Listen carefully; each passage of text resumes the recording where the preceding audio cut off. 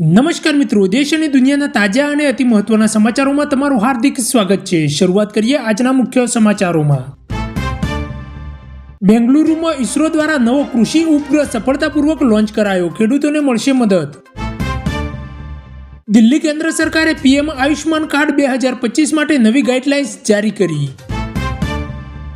સુરતમાં ટ્રાફિક નિયમ ઉલ્લંઘન પર એઆઈ કેમેરાથી દંડ સિસ્ટમ શરૂ। અમદાવાદમાં બીએમસી દ્વારા નાગરિકો માટે ફ્રી હેલ્થ ચેકઅપ કેમ્પ આવતીકાલથી શરૂઆત।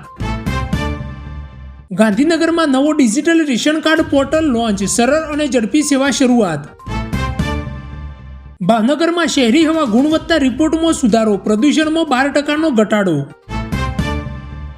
અમદાવાદમાં મેટ્રો લાઇન 2 પર ટ્રાયલ રન સફળ, ડિસેમ્બરથી જનતા માટે શરૂ થશે। સુરતમાં નગર નિગમ દ્વારા પાણી ચોરી વિરુદ્ધ મહાઅભિયાન, 1000 જેટલા જોડાણો કપાયા।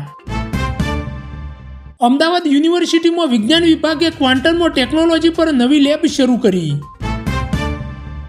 મોરબીમાં સિરામિક ઉદ્યોગમાં ગેસ દરમાં વધારો થતાં ઉદ્યોગકારોમાં ચિંતા। જૂનાગઢમાં ગીર અભયારણ્ય સિંહોની સંખ્યા હવે 735 પહોંચી, રિપોર્ટ જારી। જામનગરમાં રિલાયન્સ રિફાઇનરી દ્વારા નવા ગ્રીન ફ્યુઅલ પ્રોજેક્ટની શરૂઆત।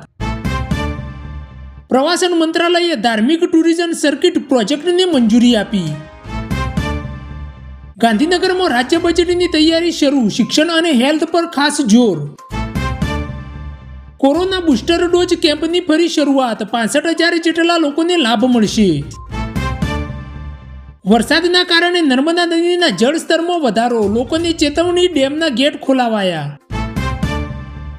ભાવનગરમાં કૃષિ વિભાગે ખેડૂતો માટે નવી સૌર પંપ યોજના શરૂઆત, 70% સરકારી સબસિડી। વડોદરામાં મહિલા સુરક્ષા માટે પોલીસે નિર્ભય હેલ્પલાઇન 2.0 લોન્ચ કરી। રાજકોટ શહેરમાં સ્માર્ટ ટ્રાફિક સિસ્ટમ શરૂ, લાલ બત્તી ઉલ્લંઘન પર તાત્કાલિક ચલાણ। ડાયમંડ હબ સુરતમાં નવી નિકાસ પોલિસીથી ઉદ્યોગકારોમાં ઉત્સાહ, વિદેશી ઓર્ડરમાં 15% વધારો। ગુજરાત વિધાનસભાનો શિયાળુ સત્ર 2 નવેમ્બરથી શરૂ, બેરોજગારી અને પાણીના સંકટ મુદ્દાઓ પર ચર્ચા રહેશે।